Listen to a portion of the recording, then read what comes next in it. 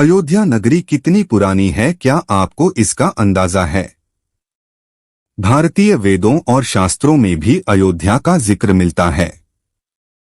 अथर्ववेद में भी इस नगरी का साक्ष्य मिलता है। हमारी मान्यताओं में अयोध्या नगरी हमेशा से ही श्री राम की जन्मभूमि रही है। अयोध्या का धार्मिक इतिहास तो हमने रामायण में पढ़ा है, लेकिन इसके इतिहास का एक पन्ना विवादित भी है। हम बात कर रहे हैं बाबरी मस्जिद और इससे जुड़ी घटनाओं की। इस वक्त पूरा भारत श्री राम की मूर्ति की प्राण प्रतिष्ठा को लेकर खुशियों में सराबोर है। ऐसे में क्यों न इतिहास के गलियारों में एक बार घूम लिया जाए। आज हम उन तारीखों की बात करते हैं जिन्होंने मौजूदा समय में राम मंदिर का स्वरूप निर्धारित करने में मदद की है। अधिकतर लोगों को लगता है कि यह विवाद 70 सालों से चला आ रहा है, लेकिन इसकी नींव असल में 16वीं सदी में ही रख दी गई थी। हालांकि उससे पहले भी अयोध्या नगरी में मंदिर और मस्जिद के विवाद रहे हैं, लेकिन आधुनिक इतिहास को हम साल 1528 से ही देख सकते हैं। साल 1528 से 29 के बीच बनाई गई थी बाबरी मस्जिद। अयोध्या का विवाद बाबरी मस्जिद से घिरा हुआ है। इसकी शुरुआत हुई साल 1528 में, जब बाबर के सेनापति मीर बाकी ने अयोध्या में बाबरी मस्जिद बनवाया। इस मस्जिद को मुगल काल की एक महत्वपूर्ण मस्जिद माना जाता था। वैसे बाबरी मस्जिद का मॉडर्न दस्तावेजों में भी जिक्र है, जैसे साल 1932 में छपी किताब अयोध्या ए हिस्ट्री में भी बताया गया है कि मीर बाकी को बाबर ने ही हुक्म दिया था कि अयोध्या में राम जन्मभूमि है और यहाँ के मंदिर को तोड़कर मस्जिद का निर्माण करवाना होगा। बाबर के सिपाही द्वारा बनाई गई इस मस्जिद का नाम बाबरी रख दिया गया। हालांकि इसे लेकर अभी भी विवाद है कि बाबरी मस्जिद को मंदिर तोड़कर ही बनाया गया था, लेकिन कई किताबें इसका जिक्र जरूर करती हैं कि मंदिर की सामग्री से ही मस्जिद का निर्माण शुरू किया गया था। उस वक्त क्या हुआ था, इसे लेकर कई दावे मिलते हैं। 300 साल बाद शुरू हुआ विवाद। मस्जिद के बनने के 300 साल बाद इसे लेकर विवाद की पहली झलक दिखाई दी। अब जो इतिहास शुरू होने वाला था वह लंबी लड़ाई के साथ साथ विध्वंस की कहानी कहने वाला था। 1853 से 1855 के बीच में अयोध्या के मंदिरों को लेकर विवाद शुरू होने लगे। इंडियन हिस्ट्री कलेक्टिव की रिपोर्ट बताती है कि उस वक्त सुन्नी मुसलमानों के एक गुट ने हनुमानगढ़ी मंदिर पर हमला कर दिया था। उनका दावा था कि यह मंदिर मस्जिद को तोड़कर बनाया गया है। हालांकि इसका कोई भी साक्ष्य नहीं मिला। सर्वपल्ली गोपाल की किताब anatomy of a confrontation, Ayodhya and the rise of communal politics in India में भी इसका जिक्र है। किताब में यह भी कहा गया है कि उस वक्त हनुमानगढ़ी मंदिर बैरागियों के अधीन था और उन्होंने आसानी से मुसलमानों के गुट को हटा दिया था। तत्कालीन नवाब वाजिद अली शाह से इसके बारे में शिकायत भी की गई। अयोध्या तब नवाबों के अधीन थी और इस मामले को सुलझाने के लिए कमेटी बनाई गई। उस कमेटी की जांच रिपोर्ट में सामने आया कि वहां कोई भी मस्जिद था ही नहीं। उस वक्त नवाब वाजिद अली शाह ने हनुमानगढ़ी मंदिर पर एक और हमला रोका था। अंग्रेजी सरकार ने की सुलह की कोशिश। एक रिपोर्ट कहती है कि साल 1858 में निहंग सिखों के एक दल ने बाबरी मस्जिद के अंदर घुसकर हवन पूजन किया था। उस वक्त इस घटना के खिलाफ पहली बार FIR की गई थी और लिखित में यह विवाद सामने आया था। उसमें लिखा गया था कि अयोध्या में मस्जिद की दीवारों पर राम का नाम लिख दिया गया है और उसके बगल में एक चबूतरा बना है। साल 1859 में अंग्रेजी सरकार ने इसके बीच एक दीवार खड़ी कर दी, जिससे हिंदू पक्ष और मुस्लिम पक्ष शांति से अलग अलग स्थान पर पूजा और इबादत कर सकें। यहीं से पहली बार राम चबूतरा शब्द प्रचलन में आया था। साल सन 1885 में पहली बार कोर्ट पहुंचे थे Ramlalla. Supreme court observer (SCO) की रिपोर्ट बताती है कि यह पहली बार था जब राम मंदिर विवाद कोर्ट पहुंचा था। यहां महंत रघुवीर दास ने राम चबूतरे पर मंदिर बनवाने की याचिका दायर की थी। फैजाबाद डिस्ट्रिक्ट मैजिस्ट्रेट ने यह याचिका खारिज कर दी थी। तब फैजाबाद कोर्ट में रघुवीर दास की याचिका गई थी। उस वक्त केस की सुनवाई कर रहे जज पंडित हरि किशन ने इस याचिका को रद्द कर दिया था। उस वक्त पहली बार निर्मोही अखाड़ा सामने आया था और लोगों को उसके बारे में पता चला था। महंत रघुवीर दास उसी अखाड़े से थे। इसके बाद भी रघुवीर दास ने हार नहीं मानी और अंग्रेजी सरकार के जज से गुहार लगाई, लेकिन यहां भी याचिका को खारिज कर दिया गया। यह मामला यहीं दब गया और अगले 48 सालों तक मामला ठंडे बस्ते में रहा और छुटपुट शांतिपूर्ण विरोध होते रहे। साल 1930 का दौर जब शुरू हुआ अयोध्या का नया अध्याय। सबसे पहले साल 1936 में मुसलमानों के दो समुदाय शिया और सुन्नी की लड़ाई हुई। दोनों ही बाबरी मस्जिद पर अपना हक जता रहे थे। इसकी बात दोनों समुदायों के वक्फ बोर्ड तक पहुंची और दोनों की लड़ाई 10 साल तक खिंच गई। इस लड़ाई में जज द्वारा जो फैसला आया उसमें शिया समुदाय के दावों को खारिज कर दिया गया। साल 1947 के बाद से बदल गई अयोध्या की राजनीति। मॉडर्न समय में जब भी अयोध्या की बात होती है तो उसमें राजनीति शब्द जरूर सामने आता है। हालांकि इसकी शुरुआत बंटवारे के बाद ही हुई। पाकिस्तान का वजूद बना और अयोध्या में अब हिंदू महासभा का हस्तक्षेप सामने आया। कृष्णा झा और धीरेन्द्र के झा की किताब अयोध्या द डार्क नाइट सहित कई किताबें इस बारे में कहती हैं कि 1947 का अंत होते होते हिंदू महासभा द्वारा एक मीटिंग रखी गई थी जिसमें बाबरी मस्जिद पर कब्जे की बात कही गई थी। इसके बाद के चुनावों में पहली बार कांग्रेस पार्टी ने राम मंदिर को मुद्दा बनाया था।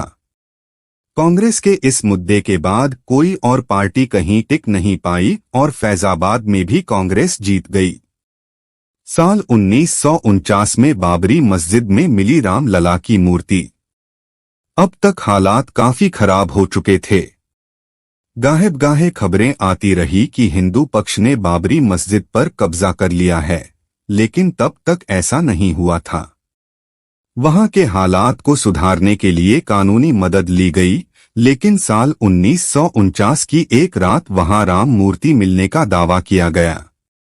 इस घटना के बाद हालात इतने गंभीर हो गए कि तत्कालीन प्रधानमंत्री जवाहरलाल नेहरू ने संज्ञान लिया।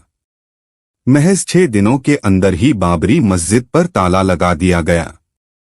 उस वक्त हिंदू पक्ष ने दावा किया था कि रामलला की मूर्ति अपने आप वहां प्रकट हुई है, लेकिन इस दावे को खारिज कर दिया गया। साल 1950 में एक बार फिर से किया गया केस। 2 अलग अलग केस फैजाबाद कोर्ट में दाखिल किए गए और हिंदू पक्ष ने रामलला की पूजा की आज्ञा मांगी। हालांकि कोर्ट ने इजाजत तो दे दी, लेकिन अंदरूनी गेट को बंद ही रखा गया। साल 1959 में निर्मोही अखाड़े ने एक तीसरा लॉ सूट फाइल किया, जिसमें उन्होंने बाबरी मस्जिद की जमीन पर अधिकार मांगा। ऐसे ही साल 1961 में मुस्लिम पक्ष ने एक केस फाइल किया जिसमें यूपी सुन्नी वक्फ बोर्ड ने कहा कि उन्हें बाबरी मस्जिद ढांचे पर हक चाहिए और राम की मूर्तियों को यहां से हटा दिया जाना चाहिए। साल 1984 से एक बार फिर से गरमाया राम जन्मभूमि का विवाद। इस समय अयोध्या ने अपना सबसे बड़ा राजनीतिक दौर देखा। यह वक्त था जब राम मंदिर आंदोलन की शुरुआत हुई थी। इसी समय बीजेपी के वरिष्ठ नेता लाल कृष्ण आडवाणी को इस आंदोलन का नेतृत्व करने के लिए चुना गया था। साल 1986 में राजीव गांधी सरकार के आदेश पर बाबरी मस्जिद के अंदर का गेट खोला गया। दरअसल उस वक्त लॉयर यूसी पांडे ने फैजाबाद सेशन कोर्ट में याचिका दायर की थी कि फैजाबाद सिटी एडमिनिस्ट्रेशन ने इसका गेट बंद करने का फैसला सुनाया था, इसलिए इसे खोला जाना चाहिए। तब हिंदू पक्ष को यहां पूजा और दर्शन की अनुमति भी दे दी गई और बाबरी मस्जिद एक्शन कमेटी ने इसके खिलाफ प्रोटेस्ट भी किया। साल 1989 में रखी गई थी राम मंदिर की नींव। उस समय तत्कालीन प्रधानमंत्री राजीव गांधी ने विश्व हिंदू परिषद को विवादित जगह पर शिलान्यास करने की अनुमति दे दी थी। इसके बाद पहली बार रामलला का नाम इलाहाबाद हाई कोर्ट पहुंचा था, जिसमें निर्मोही अखाड़ा 1959 और सुन्नी वक्फ बोर्ड 1961 ने रामलला जन्मभूमि पर अपना दावा पेश किया। साल 1990 में लाल कृष्ण आडवाणी ने गुजरात के सोमनाथ मंदिर से लेकर अयोध्या तक रथ यात्रा की शुरुआत की। यह बहुत ही विवादित दौर था। अयोध्या वासियों ने बताई उस वक्त की आंखों देखी। हमने दिल्ली यूनिवर्सिटी के पॉलिटिकल साइंस प्रोफेसर और अयोध्या के निवासी शिवपूजन पाठक से बात की। उन्होंने हमें बताया उस दौरान अयोध्या वासियों के ऊपर ही कारसेवकों के लिए व्यवस्था का कार्यभार था। चारों तरफ पुलिस तैनात रहती थी और रातों रात कारसेवकों को रहने के लिए जगह दी जाती थी। स्कूलों में भी उन्हें रुकवाया गया था। उस वक्त चारों तरफ सिर्फ परेशानी का माहौल रहता था और समझ नहीं आता था कि आने वाले पल में क्या हो जाएगा। साल 1992 में गिराई गई बाबरी मस्जिद। 6 दिसंबर 1992 का वो दिन जब बाबरी मस्जिद को गिराया गया था। भारत के इतिहास में यह दिन दर्ज है। कारसेवकों ने यहां एक अस्थायी मंदिर की स्थापना भी कर दी थी। मस्जिद गिराने के 10 दिन बाद प्रधानमंत्री ने retired high court justice MS.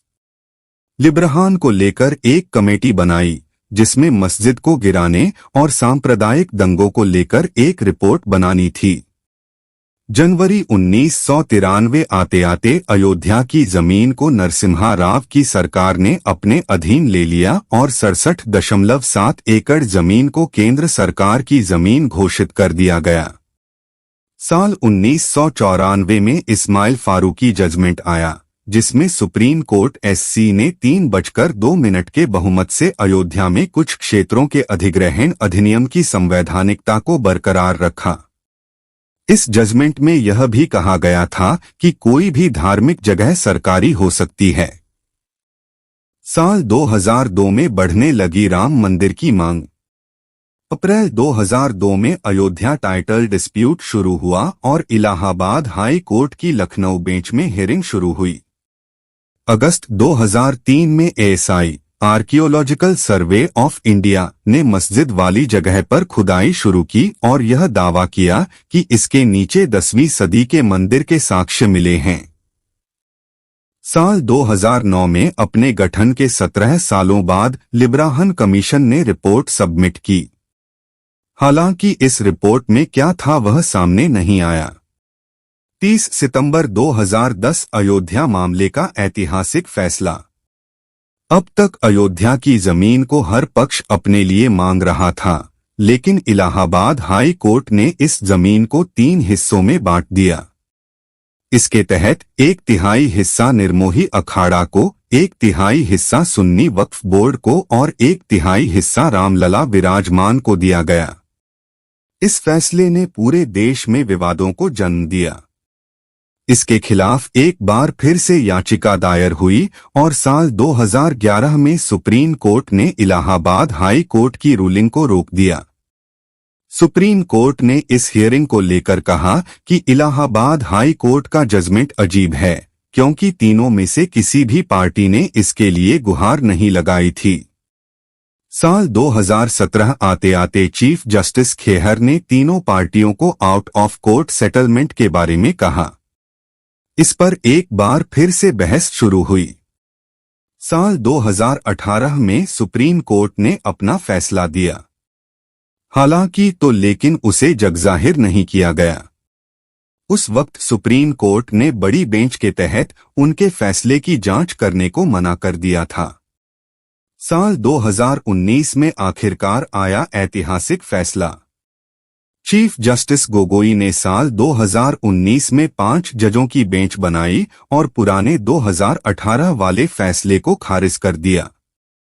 8 मार्च 2019 को 2 दिन की सुनवाई के बाद जमीनी विवाद को आपसी सहमति से सुलझाने की बात एक बार फिर से कही गई।